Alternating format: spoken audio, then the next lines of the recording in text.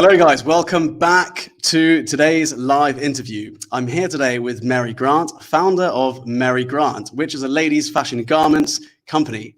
You're a best-selling author, Mary, and you've been featured in the Irish Times and Irish Independent many times.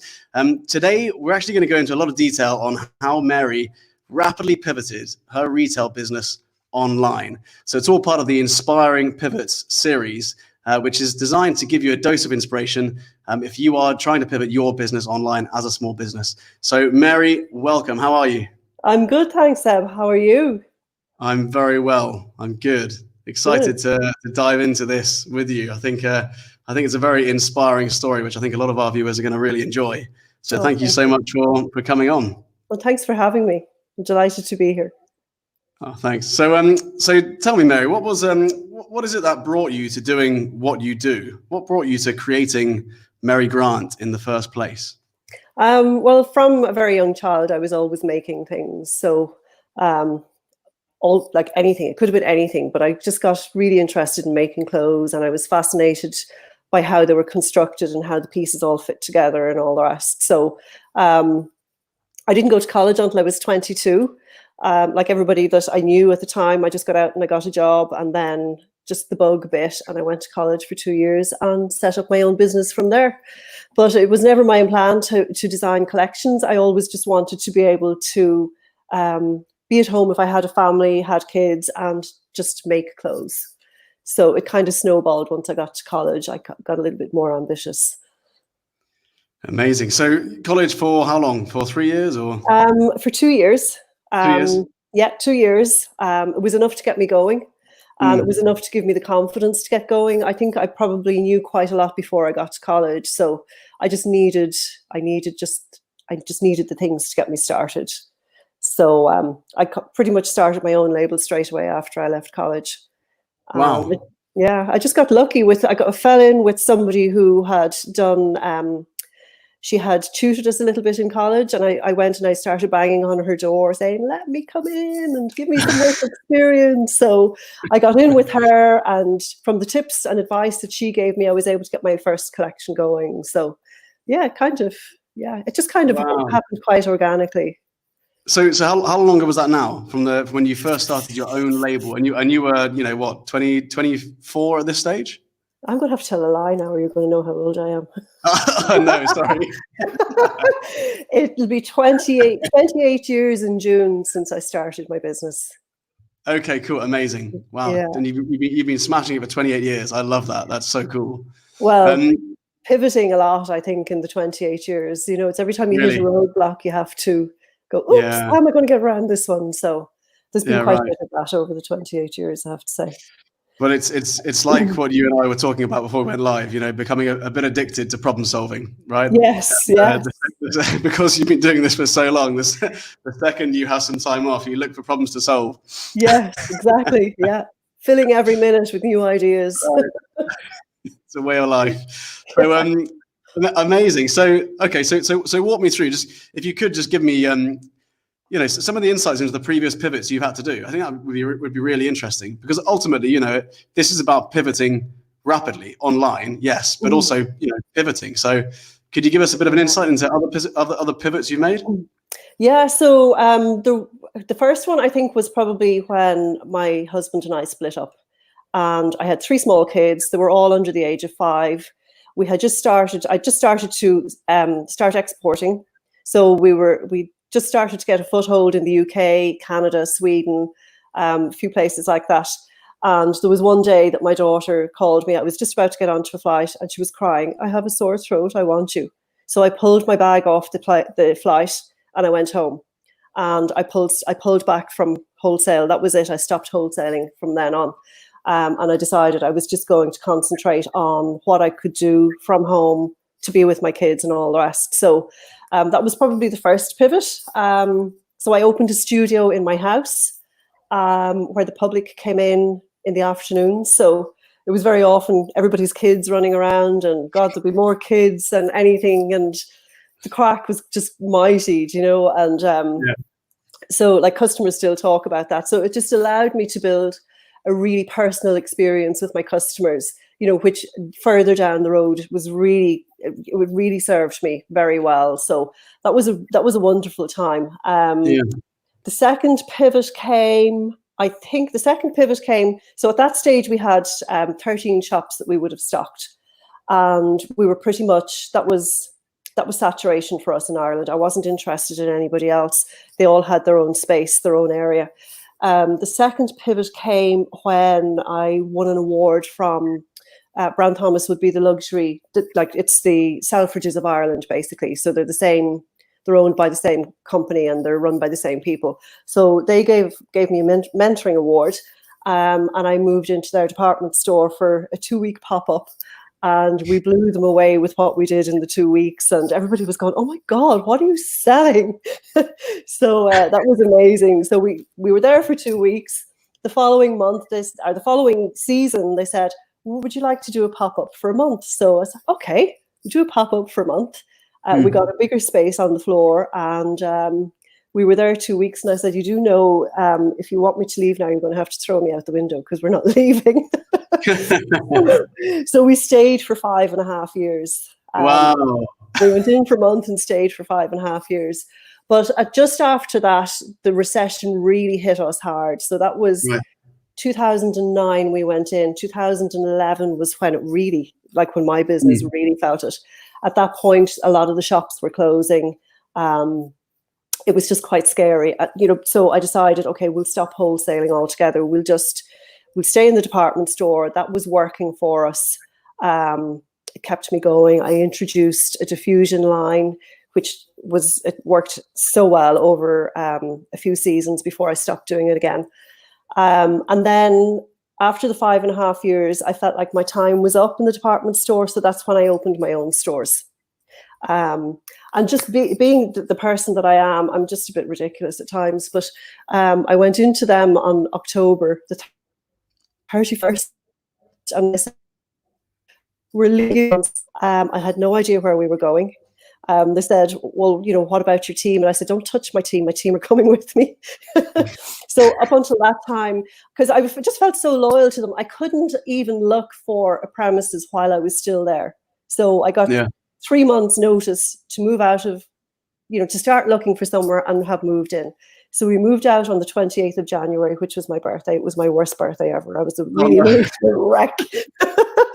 And we moved into our new premises on the 5th of February, and we were open a week later. So, everything, it was speed. It was like, make the decision, move fast, no self-doubt. It was like, and I think every time you hit a bump in the road, when you figure out, it's like, you know this, when you figure out the problems, the next time you hit another bump in the road, it's like, that just kicks in straight away.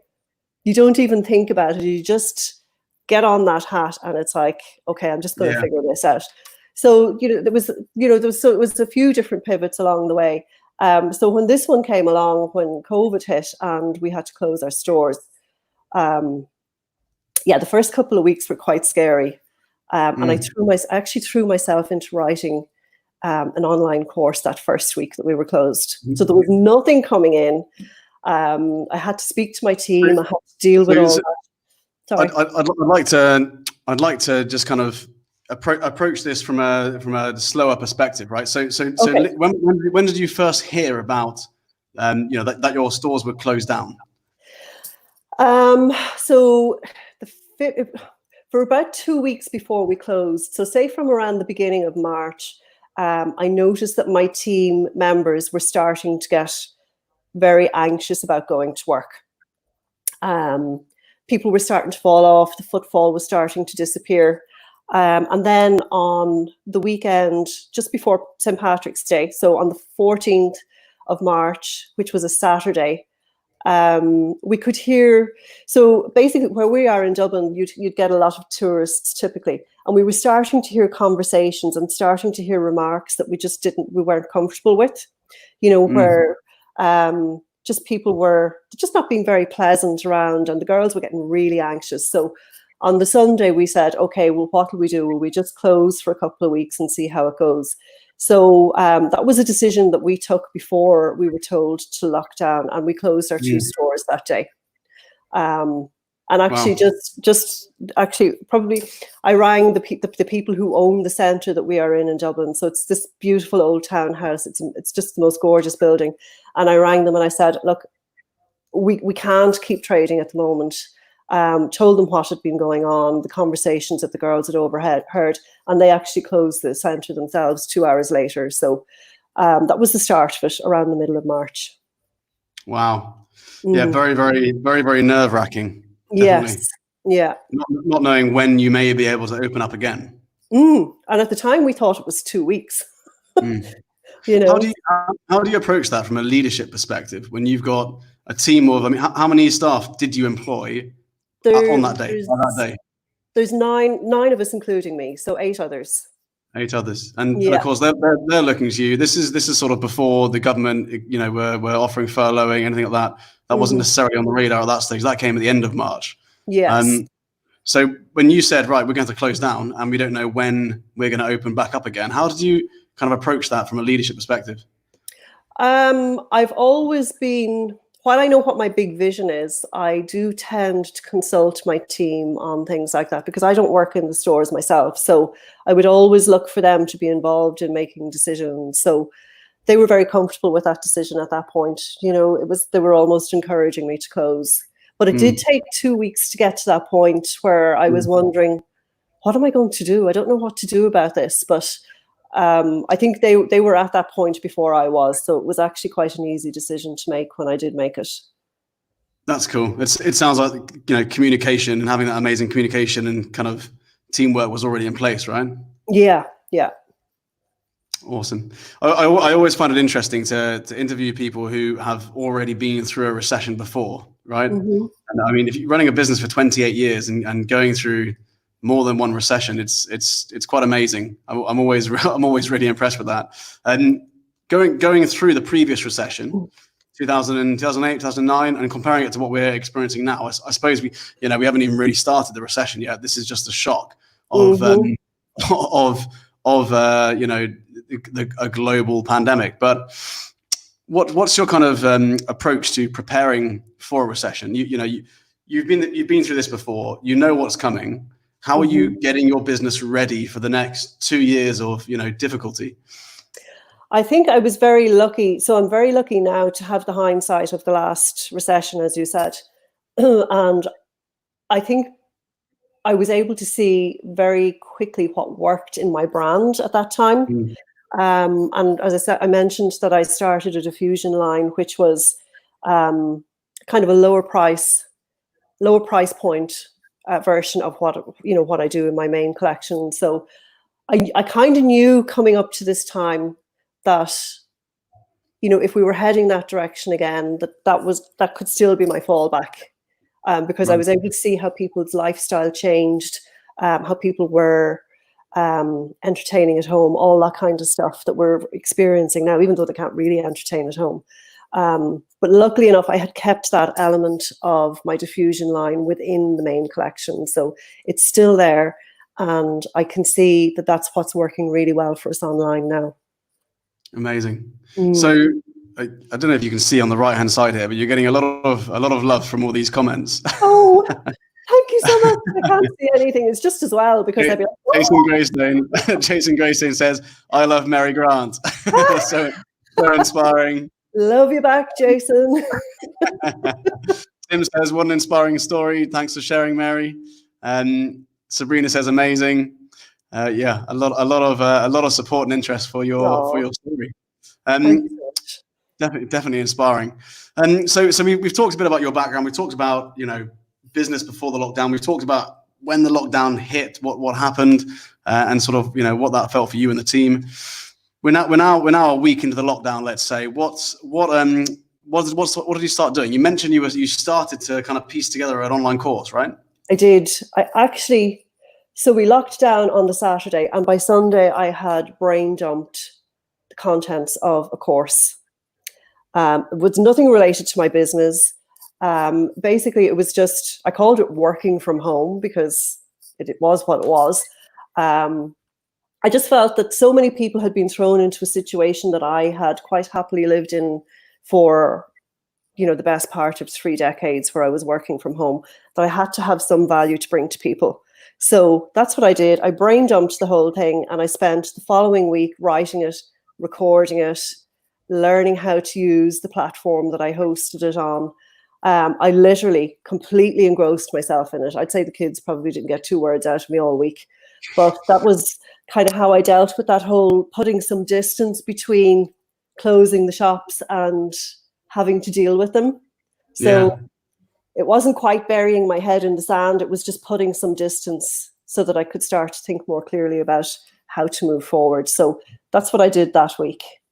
Amazing. So immediately, you're feeling this threat of losing what business was, at that stage, not knowing, when things would go back to normal, but you poured yourself into something creative, which was creating this online course. Did you ever execute the online course and stick it online and start working? I sure did. Yeah. So it's now online. It's now online. I put it out there. I said, this is my free gift to anybody who wants to use it. Hopefully it'll be of value for some people. So between the brain dump, that was on Sunday, and it went online on the following Friday. I love that. That's amazing.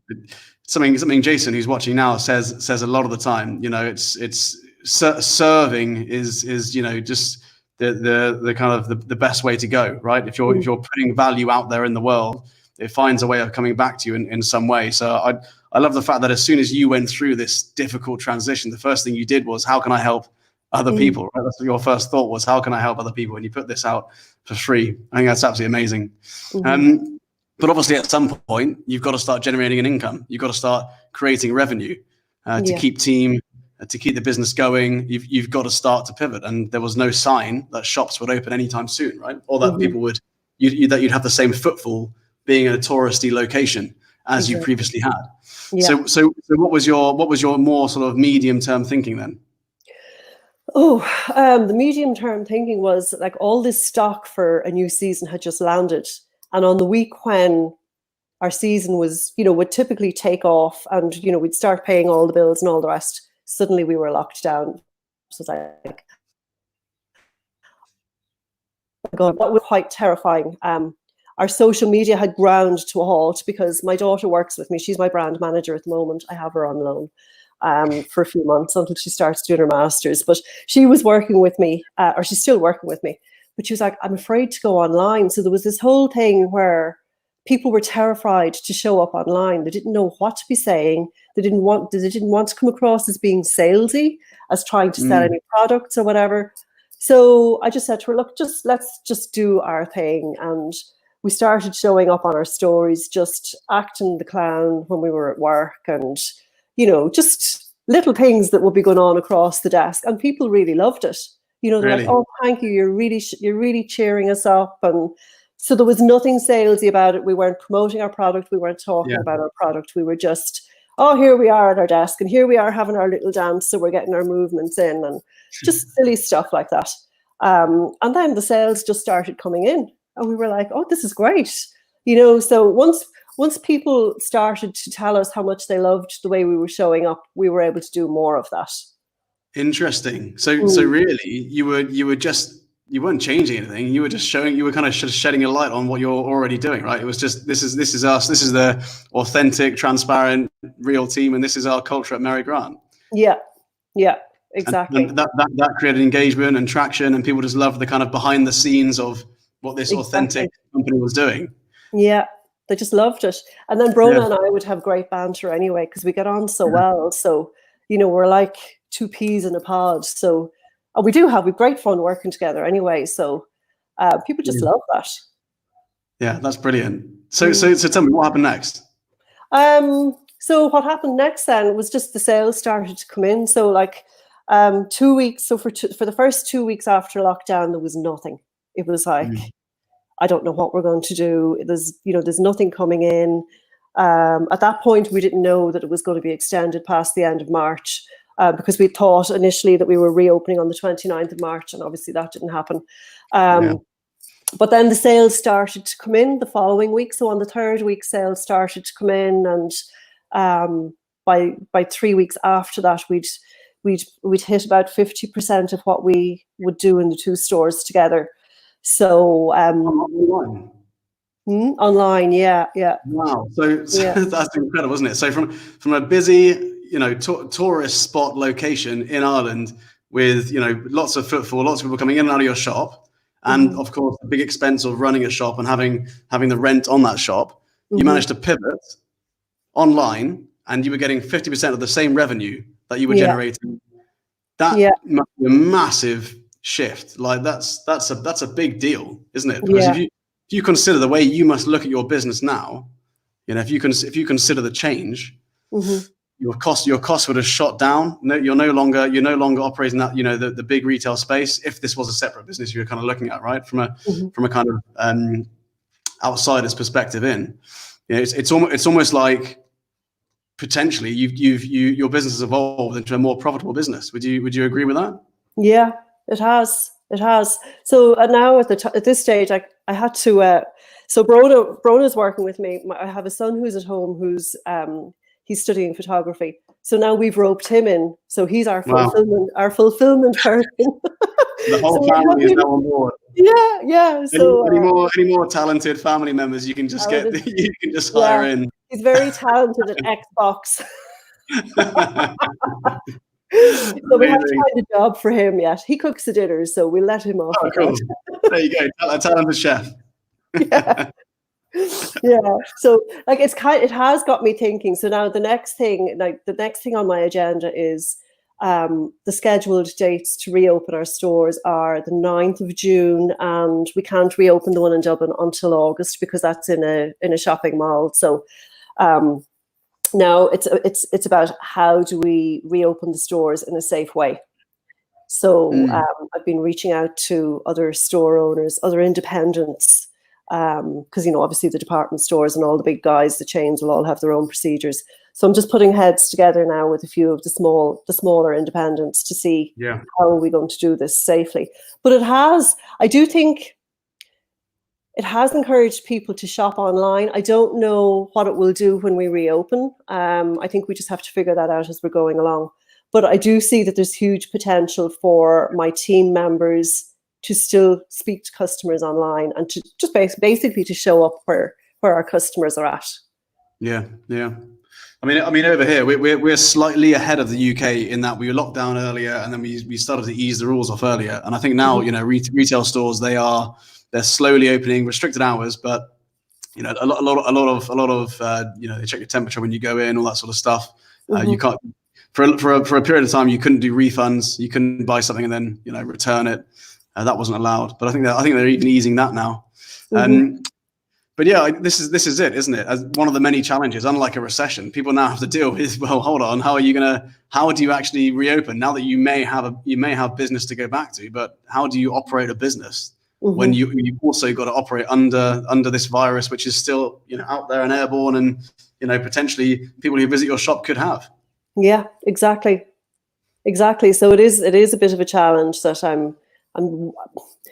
I think next week is my week for figuring all that out. So I'm kind of just chatting to other people at the moment and seeing trying to find whatever articles I can online of, from people that have gone ahead of us and what they're all doing. But there's very little out there. Yeah. There's a lot of rules about distancing, but the practical stuff, there's not that much out there. Yeah, right. Yeah, this is it. And then, reaching out to your network and discussing ideas and sharing best practice is obviously the way forward, isn't it? It really, one of the things I've really noticed is how many businesses have found a more profitable way to run their business, not in spite of this, but because of this, right? Yes, yeah. But my only question would be, how sustainable is that? Did the spike you saw in online, was that mostly from people who were current shop goers? There were people who were sort of regulars, or is it a lot of them were there new people around the world, or what sort of made up that customer base? A lot of regulars, but what I'm also seeing from the membership that I started out of the wardrobe challenges, there's not that many people in it. There's 42 people, 42 founder members, but they're all selling to each other. Yeah. Oh, really? So there's a couple of regulars in there, and they're posting stuff every day, and everybody's like, "Oh, what have you got on?" And next thing we'll see an order coming in for that. So Part of me is thinking I can put my girls into those groups on the days when they're in, and it's kind of, we are going to have to figure it out as we're going along. But I do think there's huge potential for growth because of that. Yeah. One of the things you mentioned was a wardrobe challenge. We've had the first time we spoke about challenges as a means to generate new leads and people interested in business was with Richard Woods, who came on here with his 5-day leads challenge with Facebook. And wardrobe challenge. Tell us about the wardrobe challenge. This sounds genius, by the way. I think I might have seen a couple of videos of this. It was just basically, it was just detox your wardrobe. So based on. And it's funny, when I wrote my book, when I was writing my book last year, I was like, oh my God, like I'm writing a book about clothes. Like, I don't even know what to write. But the more I was brain dumping, the more all the other stuff was emerging, the mindset and the things that I'd worked on with customers over all the years, and, where I see people getting stuck. So, a typical times in life when people get stuck, after they've had a baby, or when they hit a big birthday, or, after an illness or a divorce or a loss. These are all places that people get stuck in a rut. So as I was writing my book, this was all starting to come to the surface again. And the book ended up being more about mindset than clothes, and how you use the clothes how you use it, to put yourself in a positive frame of mind and all this kind of stuff, and how you evolve so that, you don't get stuck in your 20s. You just keep evolving a little bit all the time. So that's kind of what I was going through. I was hitting on it for 5 days with people in the wardrobe challenge, and they just found that it was very fast. So they were at breakneck speed. They were getting their wardrobe detox done, but there was a lot of stuff that was being left undone. So so that's where the membership came in, and now I'm kind of writing the course and doing it at a slower pace, so that that I'm really kind of taking people on that journey of just slowly evolving and understanding what it is that we're doing and all the rest. And it seems to be working for them. So module 3 has been released this evening. So just even on the first 2 modules, I'm seeing a lot of aha moments for people, which is cool. So with your membership, could you tell us a little about it's an online membership, right? Sorry, I lost you there for a sec. What was that? So with the membership, could you tell us a little bit about that? So the membership, I really hadn't a clue what I was doing, to be honest with you. I had started to follow a couple of people last year that I was really interested in, people like James Wedmore, who does like online courses and stuff. So it was kind of all happening around the same time as the book. And Stu McLaren, who would be, he's a bit of he's a membership guru. So I was kind of following these guys, and the idea was coming around that, at some point I would like to have a membership where all my customers are there, but I'm serving them on a deeper level. So I was kind of, these ideas were coming at me, but I didn't really know how to do it. And I didn't know what I was doing. I actually did my founder launch when Stu was doing his 3-week runway free workshops, and there was people in there, and they were like, oh, I'm going to do my founder member launch. So I was kind of building my what you call it, keynote. I didn't know what a keynote was. So I was kind of building clueless, like absolutely clueless, but I was building this as he was going through the workshops, and I just hit the button on it, and I'm just going to spend the next 8 weeks learning how to do it properly. Yeah. Oh, amazing. Brilliant. I love that. I think you're being quite humble. I think you've done an enormous amount. But a lot of what I'm getting from you is even if you're not completely sure, you've still got that assertiveness to put an idea out there, and it's putting it out there at speed, because ultimately those who can act fast and test things, they're the ones who kind of thrive in this sort of environment. Would you agree with that? I think so. And something that I hear a lot is fail fast. Yeah, fail fast. You either get the result you want or the lesson that you need. So, this thing of sitting around waiting until everything is perfect, it's such a waste of time, because you don't know if you've got it right. Yeah, this is it, or spending too long trying to perfect something before you get feedback from the market, or even the worst case scenario from what I've seen, speaking to lots of small businesses here, is is sort of burying your head in the sand and holding on until this is all over. Yes. and then what if this is a two year thing? Absolutely. So I mean, rapidly pivoting online as you did. And one of the questions I always ask in this series is to do with mentorship, because I feel like the most successful people that I've spoken to have had a mentor or mentors, or they've been through a course or a program that's really influenced them. Maybe not during this pivot, but previously, which has kind of built them up to it. And given them the foundation to quickly get through it and have the tools to do that. Has there been anything like that for you? Absolutely, yeah. And I think that journey started for me about 2 years ago when I did the KPI program with Dent Global. That was the start of it, and being in that community. And I loved that whole online community. I loved being in the group. I loved getting in there, talking to people, just connecting with people. I had no idea where it was going. I just knew that I loved it. And I've been really active in that.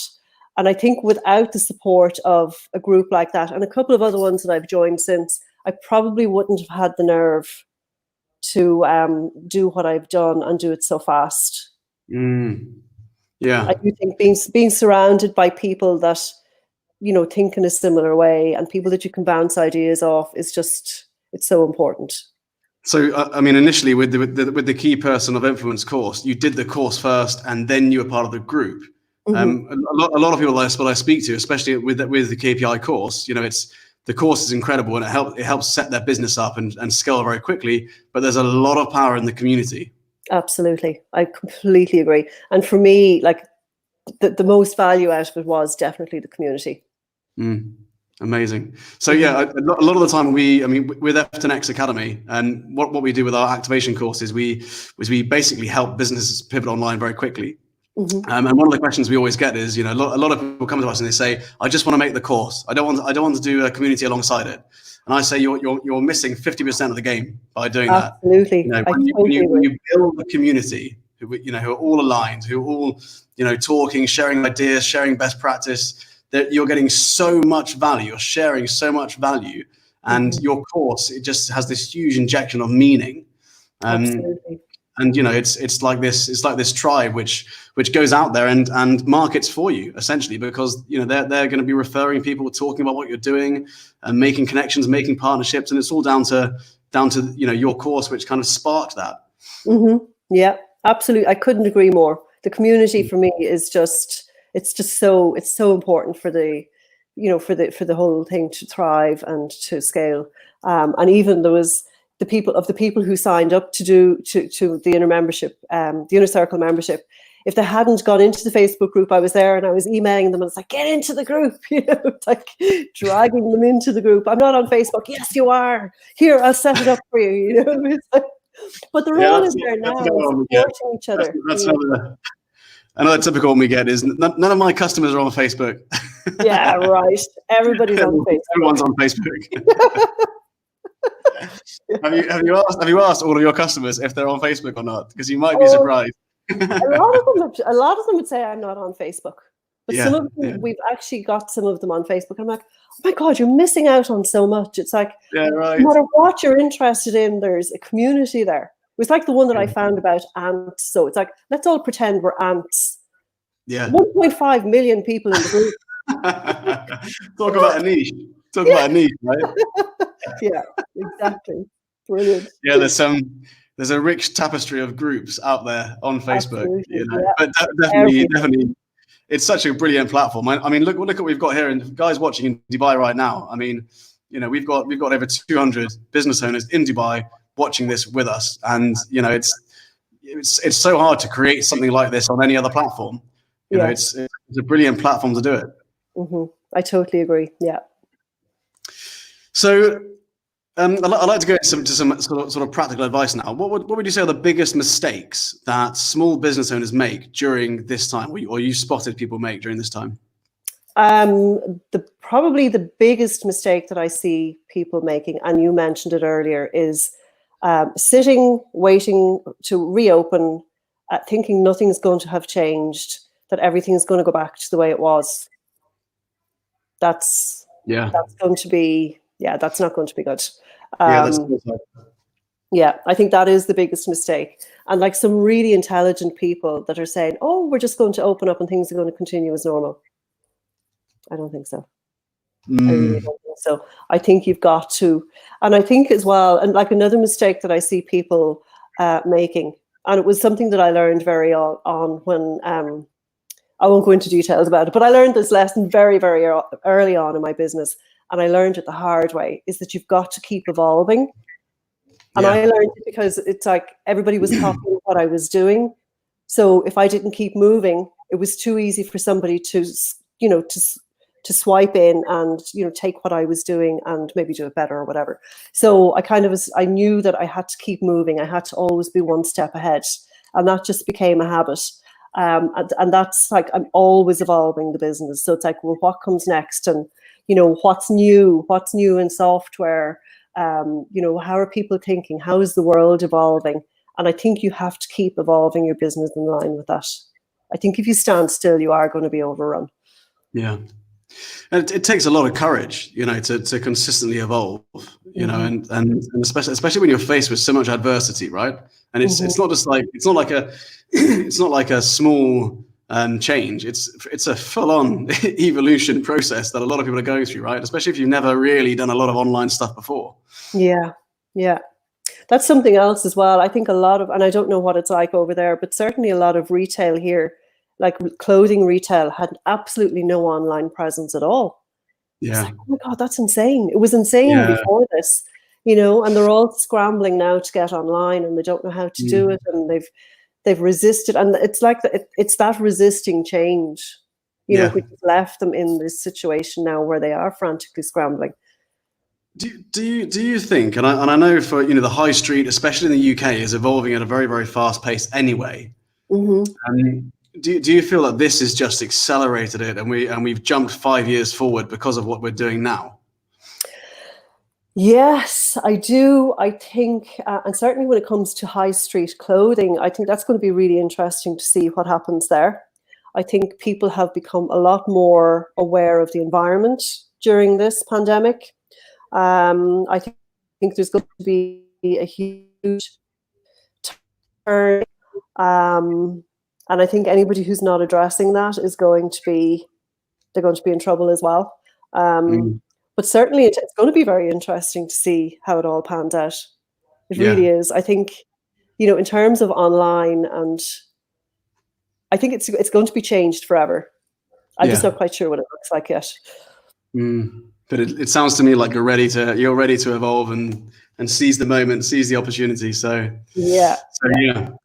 We've got some great questions on the side here, and I've been saving them. So I think I'll just I'll scroll through a couple of these. That's okay. We've got one here from Tim.